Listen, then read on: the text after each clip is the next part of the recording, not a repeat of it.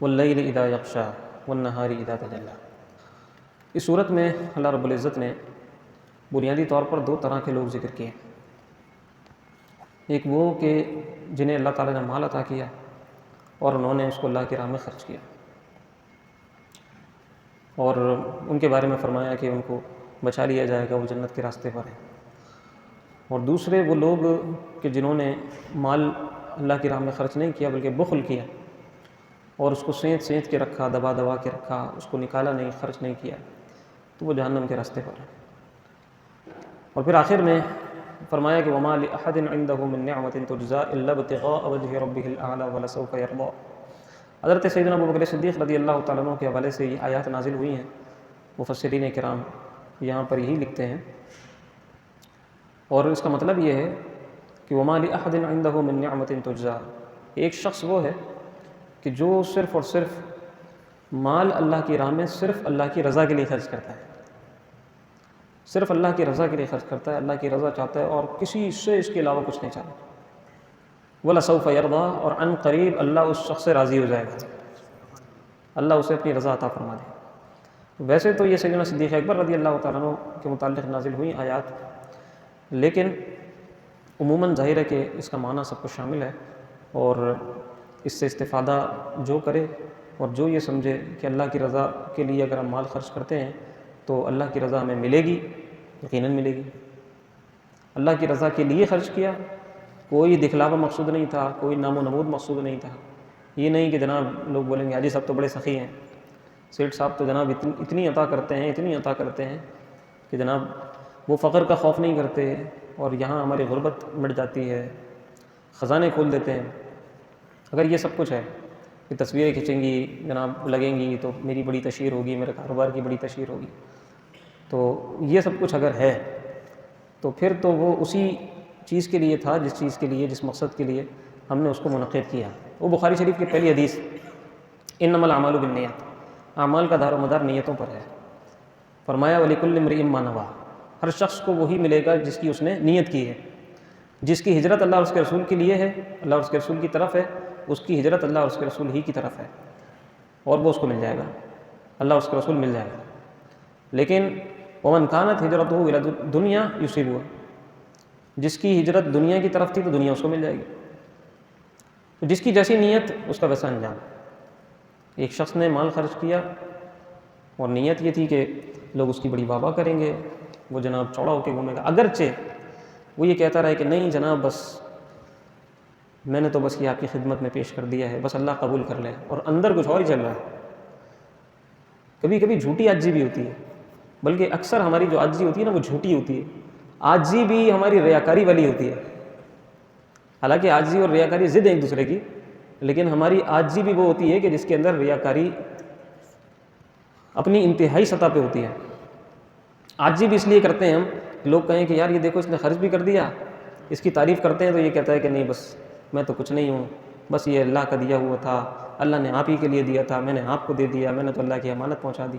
اس کی تعریف کرو تو یہ ساری تعریفیں بس اللہ ہی کی طرف موڑ دیتا ہے کہ اتنا عاجز ہے، اور اندر اندر سے جناب وہ خوش ہو رہا ہوتا ہے۔ تو یہ جو عاجزی ہے نا، جو دکھلاوے کی عاجزی ہے ہماری، اس پہ بھی گرفت ہوگی۔ عاجزی بھی خالص ہونی چاہیے، خالص عاجزی یہ انتہائی مشکل کام ہے، خالص انکساری۔ تو ہماری جناب بس انکساریاں بھی ایسی ہیں الامان واللفظ، ریاکاری تو پھر وہ تو ریاکاری ہے، لیکن جو انکساری ہے وہ بھی ریاکاری سے بھری ہوئی ہے۔ اس کے بعد سورۃ الضحیٰ آتی ہے، نبی علیہ السلام کی تعریف اور نعت شریف سے یہ مملو ہے، پر ہے۔ نبی علیہ السلام کے لیے اللہ تعالیٰ نے فرمایا والضحیٰ واللیل اذا سجا۔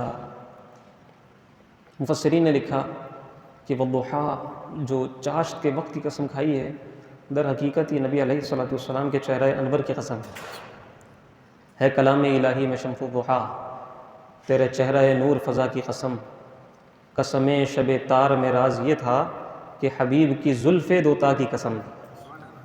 جب واللیل کہا قسم رات کی کہ جب وہ گہری ہو جائے، جب وہ چھا جائے، تو استعارہ ہے یہ، اور یہاں پر اصلاً جو قسم مقصود ہے وہ پیارے نبی صلی اللہ علیہ وسلم کی، پیارے حبیب کی زلف دوتا کی قسم مقصود ہے، یہ بھی لکھا ہے مفسرین نے۔ تو والضحیٰ واللیل اذا سجا، دونوں قسمیں آ گئی۔ چہرے کی بھی قسم اور زلفوں کی بھی قسم، دن کے اجالے کی بھی قسم اور رات کی تاریکی کی بھی قسم۔ یہ قسمیں ذکر کر کے کیا فرمایا؟ قسمیں اس وقت ذکر کی جاتی ہیں کہ جب کوئی بہت بڑی بات کرنی ہوتی ہے۔ ہمیں اگر کسی کو اپنی بات پر قائل کرنا ہو، مطمئن کرنا ہو، تو اس وقت قسمیں ذکر کرتے ہیں۔ اللہ رب العزت کی بات جو ویسے ہی محکم ہے، مضبوط ہے، ناقابل رد ہے، لا ریب ہے، اس میں کوئی شک کی گنجائش ہی نہیں ہے، پھر بھی اگر اللہ رب العزت کسی بات پہ قسم ذکر کر دے، اس کا مطلب یہ ہے کہ وہ انتہائی اہمیت اور عظمت والی بات ہے۔ یہ قسمیں ذکر کر کے فرمایا ما ودعک ربک وما قلی، کہ نہ آپ کے رب نے آپ کو چھوڑا ہے نہ ہی آپ سے ناراض ہے۔ اللہ اکبر۔ ہوا یہ کہ کافی عرصہ ہو گیا نبی علیہ السلام کے پاس وحی نہیں آ رہی تھی۔ اب لوگوں نے کہنا شروع کر دیا محمد کے رب نے محمد کو چھوڑ دیا ہے، دعا رب محمد محمدا، محمد کے رب نے محمد کو چھوڑ دیا۔ وہ لوگ کہ جو کہتے تھے آئے دن آپ وحی سناتے ہیں، آئے دن آپ رب کا کلام سناتے ہیں، اب کیا ہوا؟ اب کہاں چلی گئی وحی؟ تو وہ یہ سمجھتے تھے معاذ اللہ کے گھر پہ بیٹھ کے کلام بناتے ہیں، اب آج کل مصروفیات بہت ہیں، یہ جتنا سنا سکتے تو سنا دیا، اب ختم ہو گیا، اب کہاں گئی وحی؟ اب کہاں گیا کلام؟ اللہ! تو افسردہ دل بارگاہ رب العزت میں التجا کرتے ہوئے کہ یا اللہ یہ سب کیا ہو رہا ہے؟ وحی کا سلسلہ شروع فرما دے، وحی دوبارہ پھر آنے لگ جائے۔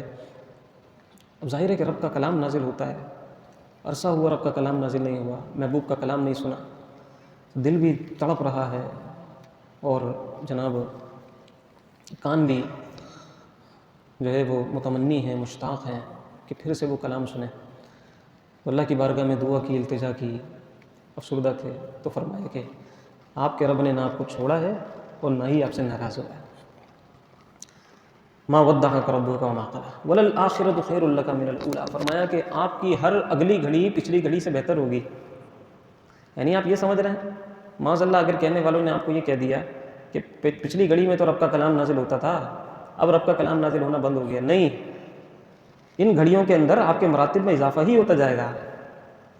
آپ کی ہر اگلی گھڑی، آپ کی ہر اگلی آن پچھلی آن سے بہتر ہوگی، آپ کے مراتب میں مستقل اضافہ ہوگا، مستقل اضافہ ہوگا، اتنا اضافہ، اتنا اضافہ، اتنا اضافہ کہ پھر آخرت میں آپ کو مقام محمودی عطا کر دیا جائے گا کہ سارے انبیاء وہاں موجود ہوں گے اور سب کہیں گے کہ کسی اور کے پاس جاؤ، کسی اور کے پاس جاؤ۔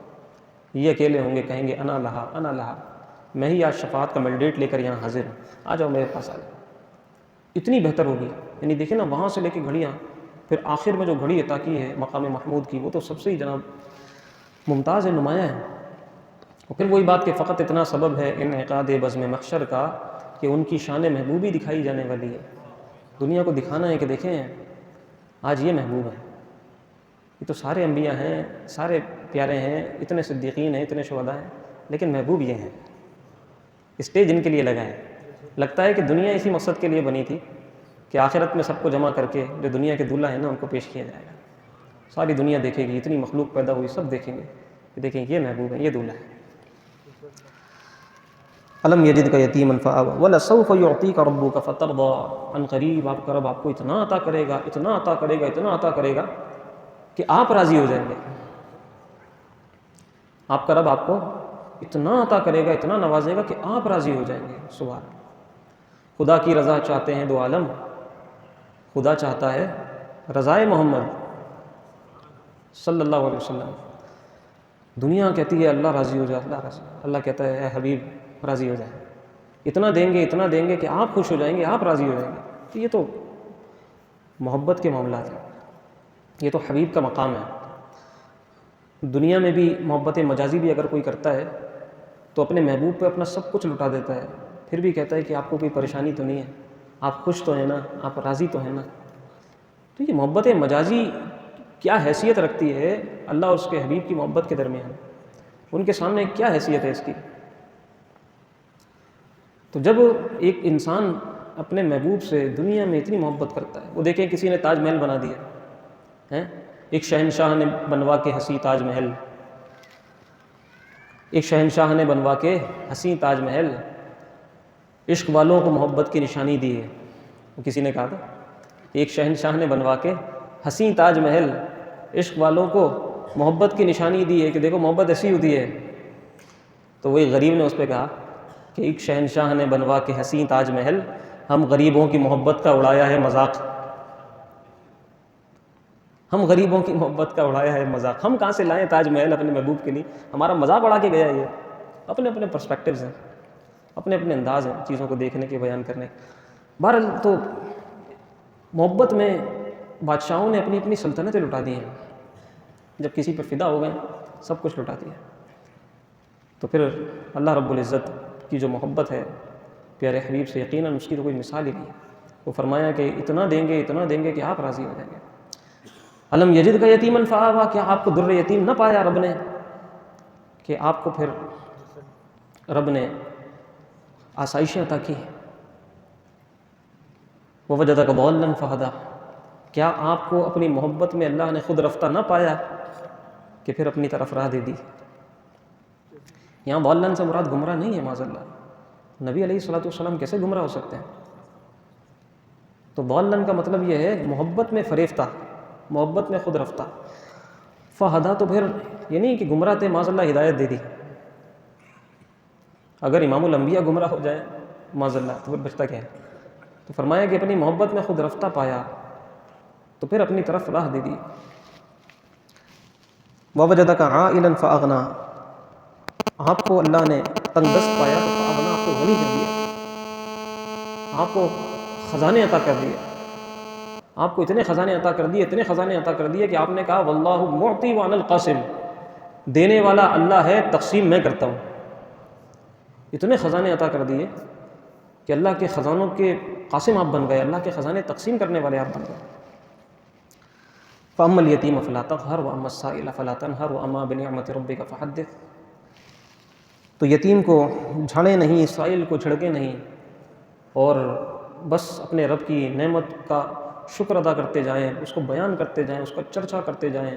جو آپ کے رب نے آپ کو نعمت دی، وہی کی نعمت ہو اور جناب کوئی نعمت ہو، اس کا چرچا کریں، بتائیں کہ میرے رب نے مجھے یہ دیا ہے اور یہ ہمارے لیے بھی نعمتیں رب عطا کرے، اس کا شکرانہ ادا کریں، چرچا کریں، اس کو بیان کریں۔ اللہ نے جتنی نعمتیں عطا کی ہیں، چاہے اولاد کی صورت میں ہو، چاہے املاک کی صورت میں ہو، کسی بھی صورت میں ہو، اس کا شکرانہ پیش کرنا چاہیے اور اس کا چرچا کرنے میں کوئی حرج نہیں ہے۔ اور پھر نعمتوں میں سب سے بڑی نعمت اللہ نے اپنا حبیب ہمیں دے دیا، اس سے بڑی نعمت اور کیا ہوگی ہمارے لیے؟ اگر حضور نہ ہوتے تو یہ ہماری آنکھیں بھی جناب ہمارے لیے گمراہ کن تھیں۔ اللہ نے آنکھیں دی ہیں، اللہ نے سماعت دی ہے، اللہ نے بصارت دی ہے، لیکن ان آنکھوں کو استعمال کیسے کرنا ہے، کیا دیکھنا ہے، کیا نہیں دیکھنا ہے، ان کانوں سے کیا سننا ہے، کیا نہیں سننا، یہ زبان کب وبال بن جائے گی اور کب یہ جنت کی ضمانت بن جائے گی، یہ بتایا سرکار علیہ الصلوۃ والسلام نے، اللہ کی وحی سے، اللہ کی عطا سے۔ تو اگر سرکار نہ آتے اور ہمیں یہ نہ بتاتے تو یہی آنکھیں ہمیں جہنم میں لے جاتی، یہی کان ہمیں جہنم میں لے، ہمیں کیا پتا تھا کیسے استعمال کرنا ہے؟ ہم تو کورے تھے، ہم تو جاہل تھے، ہم تو ان پڑھ تھے، زمانہ جاہلیت میں تھے۔ سرکار نے آ کر تہذیب سکھائی ہے، ہم کچھ چیزیں سمجھ گئے، کچھ جناب برتاؤ سمجھ گئے، سیکھ گئے۔ ورنہ تو آج لوگ کہتے ہیں معاذ اللہ کہ اسلام چھوڑ کے وہ زمانے جاہلیت میں جانا چاہتے ہیں۔ سرکار نے جاہلیت سے نکالا تھا، یہ اسلام چھوڑ کے پتہ نہیں کون سے حقوق مانگتے ہیں، پھر جاہلیت میں جانا چاہتے ہیں۔ الم نشرح لک صدرک، کیا ہم نے آپ کے لیے آپ کے سینے کو کھول نہ دیا؟ ووضعنا عنک وزرک، اور بار نبوت جس نے آپ کی پیٹھ کو بھاری کیا ہوا تھا اس کو کچھ کم نہ کر دیا۔ الذی انقض ظہرک ورفعنا لک ذکرک، ہم نے آپ کے لیے آپ کے ذکر کو بلند کر دیا، آپ کے لیے آپ کے ذکر کو بلند کر دیا، ایسے بلند کر دیا، ایسے بلند کر دیا کہ آپ دیکھیں کلمہ پڑھیں تو حبیب کا ذکر، اذان دیں تو حبیب کا ذکر، نماز پڑھیں تو حبیب کا ذکر، نماز ہو رہی ہے اللہ کی لیکن ذکر حبیب بھی ہو رہا ہے، اذان ہو رہی ہے نماز کے لیے، ذکر حبیب بھی ہو رہا ہے، کلمہ پڑھ رہے ہیں اللہ کا بندہ بننے کے لیے، ذکر حبیب بھی ہو رہا ہے۔ تو اس کے بغیر نہ کلمہ مکمل، نہ نماز مکمل، نہ اذان مکمل، نہ کوئی چیز مکمل۔ ذکر حبیب کو ایسا بلند کر دیا اللہ نے، اپنے ذکر کے ساتھ آپ کے ذکر کو جوڑ دیا، یوں بلند کر دیا۔ اور ایک حدیث قدسی مفسرین نے یہاں لکھی ہے کہ جعلتک ذکرا من ذکری فمن ذکرک ذکرنی، کہ ہم نے آپ کے ذکر کو اس طرح بلند کر دیا کہ آپ کو اپنا ذکر بنا لیا، آپ ہی کو اپنا ذکر بنا لیا، تو جو کوئی آپ کو یاد کرے گا وہ ہمیں ہی یاد کرے گا، اور جو ہمیں یاد کرے گا وہ آپ کو یاد کرے گا۔ آپ سراپا ذکر بن گئے ہیں۔ یعنی اگر کوئی صرف نبی علیہ الصلوۃ والسلام کی تعریف بیان کرتا ہے تو کیا کوئی یہ کہہ سکتا ہے کہ اس نے اللہ کے ذکر سے کٹا دیا ہے، اللہ کے ذکر سے کاٹ دیا؟ نہیں۔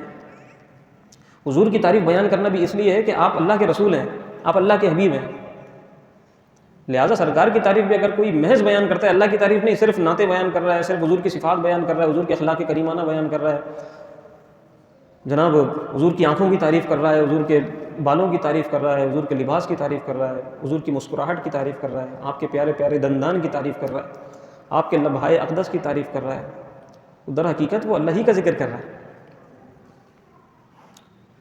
یہ ومن ذکرک ذکرنی، اور پھر فرمایا انتہائی حوصلہ افزا آیات، انتہائی سکون دینے والی آیات، ٹینشن ریلیز کرنے والی آیات، فإن مع العسر یسرا، ان مع العسر یسرا، بے شک ہر مشکل کے ساتھ آسانی جڑی ہوئی ہے، ہر مشکل کے ساتھ آسانی جڑی ہوئی ہے، لگی ہوئی ہے۔ یہاں جو لوگ بیٹھے ہوئے ہیں کچھ نہ کچھ عربی جانتے ہیں، سمجھتے ہیں، صرف و نحو کے کچھ قوانین سمجھتے ہیں، وہ میری اس بات کو سمجھ سکیں گے کہ ایک ہوتا ہے اس میں معرفہ، ایک ہوتا ہے اس میں نکرہ۔ نکرہ میں عموم ہوتا ہے، معرفہ میں خصوص ہوتا ہے۔ معرفہ الف لام کے ساتھ بنتا ہے عربی میں، تو مع العسر یہ کیا ہے؟ معرفہ۔ بولیں عسر کیا ہے؟ العسر معرفہ، اور یسرا یہ کیا ہے؟ نکرہ۔ یہاں پر الف لام نہیں ہے بلکہ تنوین ہے، تنوین نکرہ بناتی ہے۔ یسرا آسانی کو نکرہ رکھا ہے اور عسر کو معرفہ کیا ہے۔ معرفہ خاص ہوتا ہے، نکرہ عام ہوتا ہے۔ عسر خاص ہے اور یسر عام ہے، تنگی خاص ہے اور آسانی عام ہے۔ یعنی تنگی اگر ایک ہوگی تو آسانیاں بہت ساری ہوں گی، تنگی لمیٹڈ ہے اور پھر آسانی ان لمیٹڈ۔ یہ ہے آیت کو سمجھنا، اور اللہ رب العزت نے قرآن کریم میں اتنے رموز بیان کیے ہیں، اتنے رموز بیان کیے ہیں، ہم تو سیدھا سیدھا ترجمہ پڑھ کے گزر جاتے ہیں، ہر تنگی کے ساتھ آسانی ہے۔ اور بھائی سمجھو یہاں رک کے، ہر تنگی کے ساتھ آسانی ہے، صرف بات اتنی سی نہیں ہے۔ لوگ کہتے ہیں ہر تنگی کے بعد آسانی ہے، ہر مشکل کے بعد آسانی ہے۔ بات کہاں لکھا ہے؟ کہاں لکھا ہے بات؟ بعد العسر یسرا تو نہیں ہے، مع العسر یسرا ہے۔ لوگ کہتے ہیں ہر تنگی کے بعد آسانی ہے، یہ نہیں لکھا ہوا ہر تنگی کے بعد آسانی ہے، بلکہ یہ لکھا ہوا ہے ہر تنگی کے ساتھ آسانی ہے۔ یہ نہیں ہے کہ تنگی گزرے گی پھر بعد میں کبھی آسانی آئے گی، بلکہ تنگی کے ساتھ ہی جڑی ہوئی آ رہی ہے، ابھی تنگی ختم نہیں ہونے پائے گی کہ آسانی آ جائے گی۔ یہ بعد العسر یسرا تو نہیں ہے، مع العسر یسرا ہے۔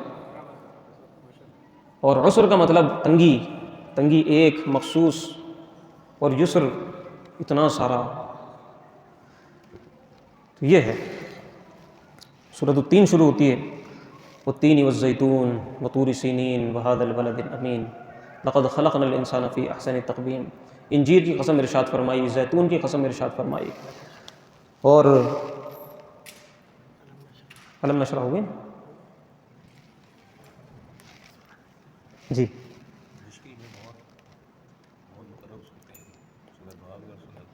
یہ بہت اچھی بات کہی ہے کہ جب بندہ پریشانی میں ہو، مشکل میں ہو، ان صورتوں کا ورد کرے۔ سورۃ الضحیٰ کا بھی، سبحان اللہ، بہت اچھی بات ہے، ماشاء اللہ۔ دل کی تکلیف ہو تو علم نشرح پڑھیں، سبحان اللہ، بالکل۔ دیکھیں سینہ اللہ نے کھول دیا ہے، دل کی تکلیف میں علم نشرح پڑھیں، ماشاء اللہ، سبحان اللہ۔ والتین والزیتون وطور سینین وہذا البلد الامین لقد خلقنا الانسان فی احسن تقویم۔ اتنی قسمیں ذکر فرما کر، انجیر کی قسم، زیتون کی قسم، طور سینین کی قسم، طور سینا کی قسم، جس پر حضرت موسیٰ جایا کرتے تھے، اللہ سے ہم کلام ہوا کرتے تھے، اس طور کی قسم، یہ ساری قسمیں ذکر کر کے کیا کہا؟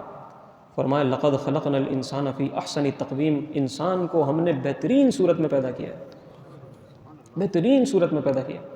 لہٰذا کسی کو کلو، کسی کو پپو، کسی کو ٹنگو کہنے کی کوئی ضرورت نہیں، ہر ایک کو اللہ نے بہترین صورت میں پیدا کیا۔ کسی کا ہاتھ کٹا ہوا ہے، کسی کی آنکھ پھٹی ہوئی ہے، وہ بھی بہترین صورت میں ہے، ہمیں نظر نہیں آ رہا، کوئی بات نہیں،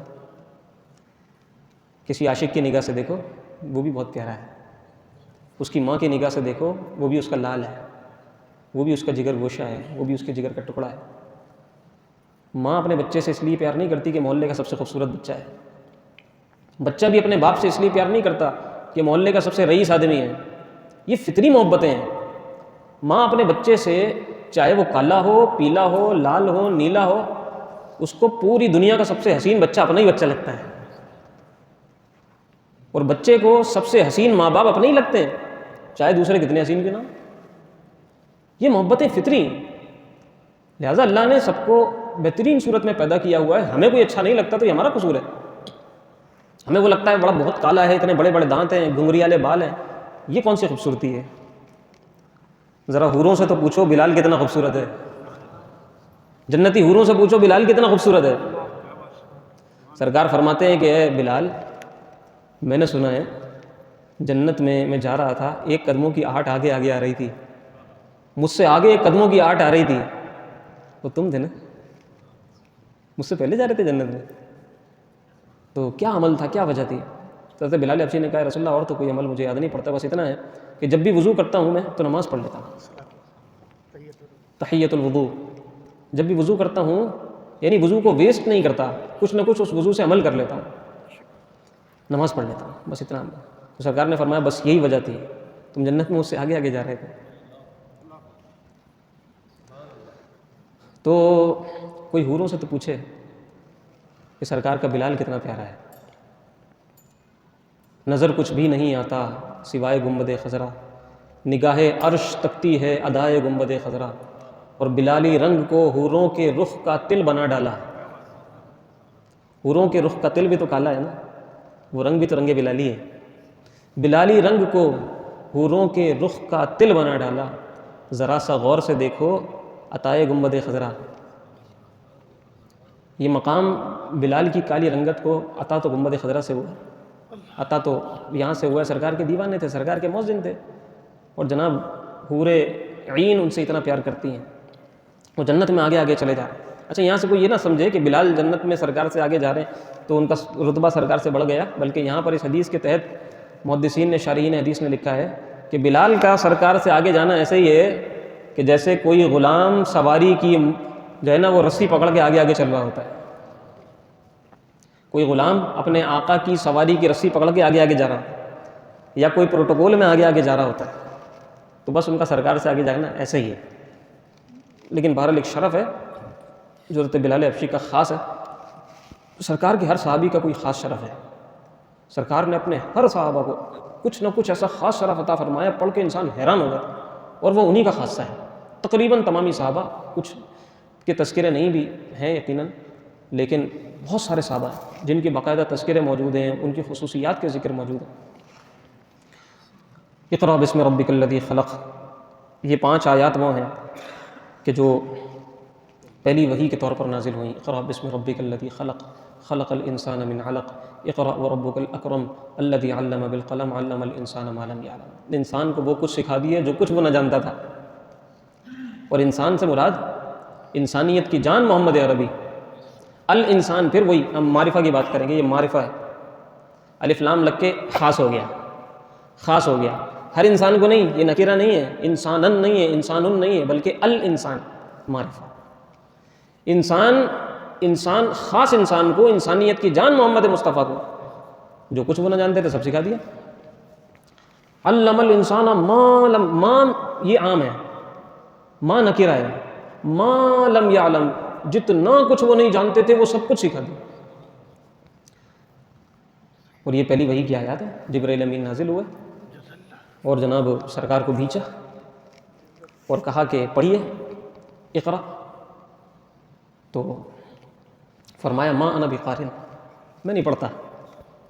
وہ کہہ رہے ہیں اقرا، پڑھیں، کہہ رہے ہیں میں نہیں پڑھتا. پھر کہا اقرا، پڑھیں، فرمایا میں نہیں پڑھتا. پھر کہا اقرا، پڑھیں، میں نہیں پڑھتا. ما انا بقارئ، میں نہیں پڑھتا. اس کا ترجمہ بعض لوگوں نے یہ سمجھا کہ مجھے پڑھنا نہیں آتا. یہ مطلب نہیں تھا اس کا، مجھے پڑھنا نہیں آتا. اس کا مطلب تھا میں نہیں پڑھتا، میں نہیں پڑھ رہا. اور جیسے ہی انہوں نے کہا اقرا بسم ربک الذی خلق، اپنے رب کے نام سے پڑھیں، تو فوراً پڑھ لیا. اگر پڑھنا نہیں آتا تو اب کیوں پڑھا؟ مطلب یہ تھا کہ تمہارے کہنے سے کیوں پڑھوں، تمہارے کہنے سے کیوں پڑھوں؟ جب تم نے کہا رب کے نام سے پڑھیں تو اب پڑھیں گے۔ اقرأ بسم ربک الذی خلق، پڑھیں اپنے رب کے نام سے جس نے پیدا کیا۔ خلق الانسان من علق، انسان کو اللہ نے علق سے، لوتھڑے سے پیدا کیا۔ اقرأ وربک الاکرم، پڑھیں اور آپ کا رب بہت کریم ہے۔ الذی علم بالقلم، جس نے قلم سے لکھنا سکھایا ہے۔ علم الانسان ما لم یعلم، انسان کو وہ کچھ سکھا دیا جو انسان نہیں جانتا تھا، انسانیت کی جان محمد مصطفیٰ کو۔ سورۃ القدر آتی ہے، سبحان اللہ، آج بھی 29ویں شب ہے، کیا معلوم آج ہی شب قدر ہو۔ 1000 راتوں سے بہتر، 1000 راتوں سے بہتر رات، فرشتے نازل ہوتے ہیں، جبرائیل امین نازل ہوتے ہیں اور جناب اللہ کی جانب سے سلامتی لے کر آتے ہیں، اور یہ مطلع فجر تک جاری رہتی ہے۔ سورۃ البینہ میں اللہ رب العزت نے مشرکین اور مسلمین مومنین ان دونوں کا ذکر کیا۔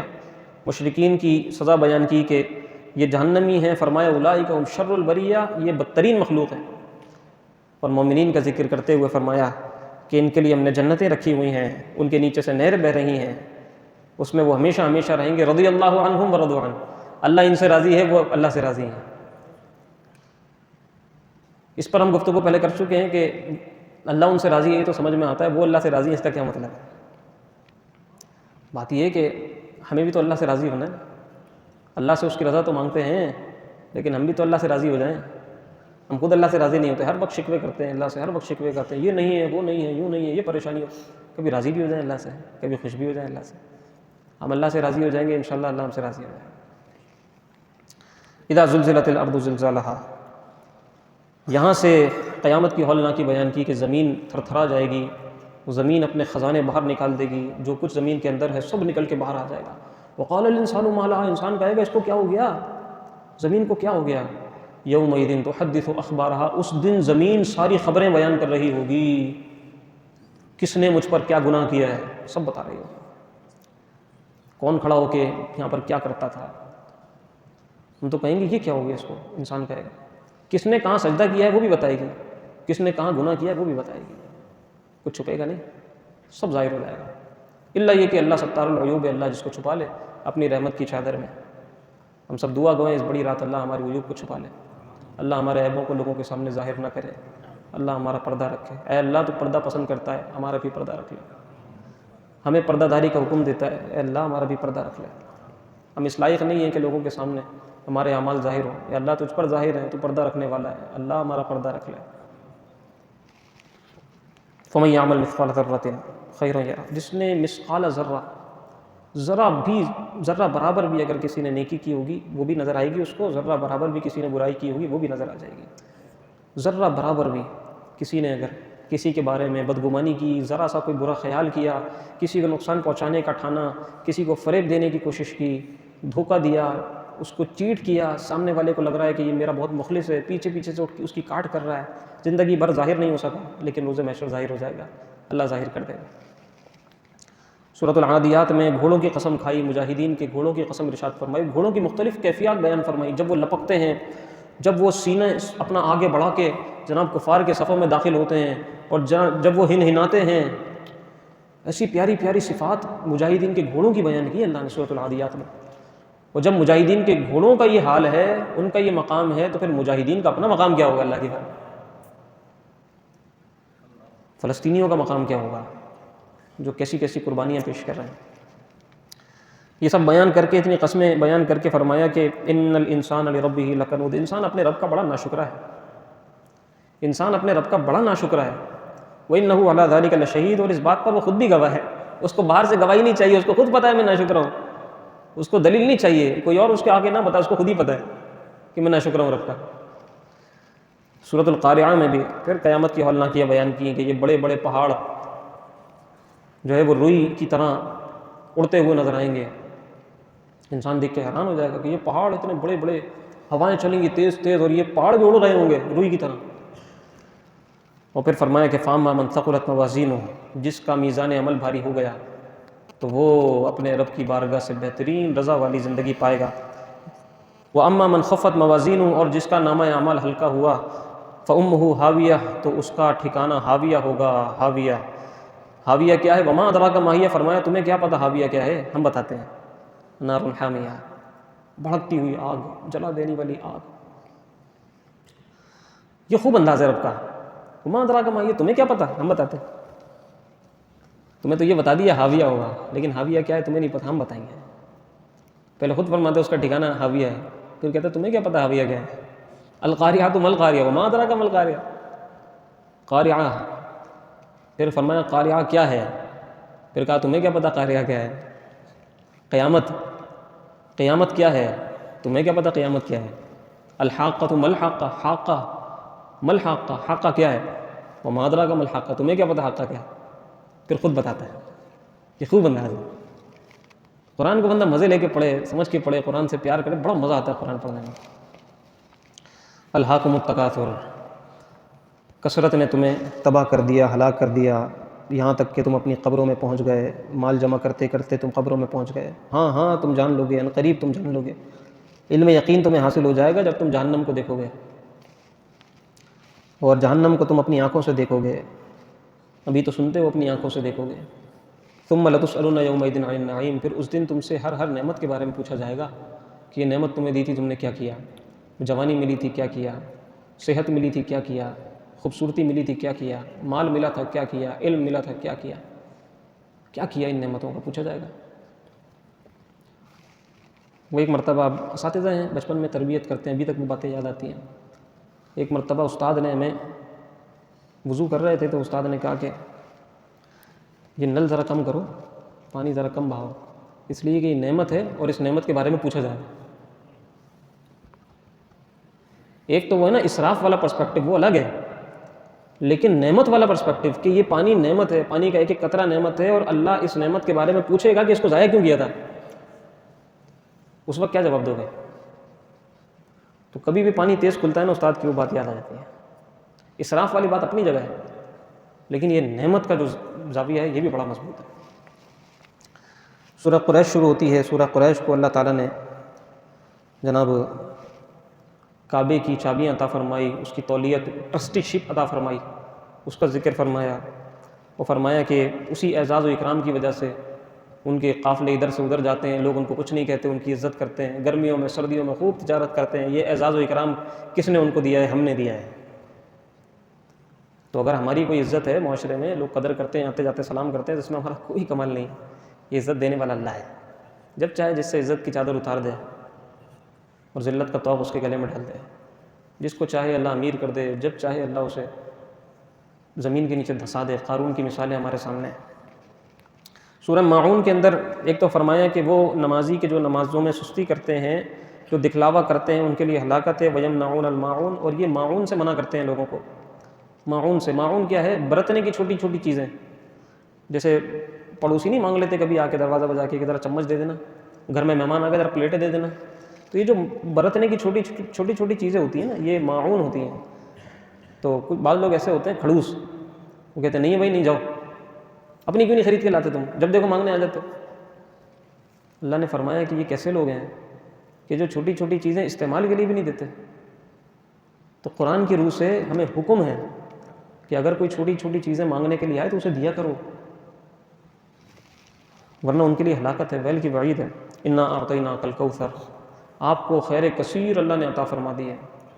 خیر کثیر، حوض کوثر بھی اس کی تفسیر بعض مفسرین نے کی ہے کہ اللہ نے آپ کو حوض کوثر عطا فرما دیا، روز محشر آپ کوثر سے جام پلائیں گے۔ اور ایک بدبخت نے کہا تھا کہ جب سرکار علیہ الصلوۃ والسلام کے صاحبزادے کا وصال ہوا تھا تو کہا تھا کہ سرکار کی نسل ختم ہو گئی، آپ کو ابتر کہا تھا۔ ابتر کہتے ہیں اس شخص کو جس کی نسل ختم ہو جائے، تو کہا کہ ان کی نسل ختم ہو گئی، محمد کی نسل ختم ہو گئی۔ تو اللہ نے فرمایا کہ ان شانیہ کا هو الابتر، اے حبیب آپ کے بارے میں یہ کہنے والا، آپ کو ابتر کہنے والا وہ خود ابتر ہے، اسی کی نسل ختم ہو جائے گی، اور پھر اسی کی نسل ختم ہوگی۔ فرمایا کہ آپ کی نسل تو ہم فاطمہ سے جاری کر دیں گے۔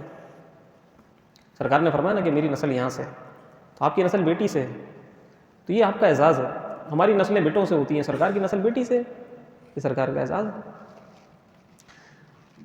قل یا ایھا الکافرون، اس میں کافروں سے فرمایا کہ تم جس کی عبادت کرتے ہو اس کی عبادت میں نہیں کرتا، اور میں اس کی عبادت کر بھی نہیں سکتا جس کی عبادت تم کرتے ہو، نہ تم اس کی عبادت کر سکتے ہو جس کی میں عبادت کرتا ہوں۔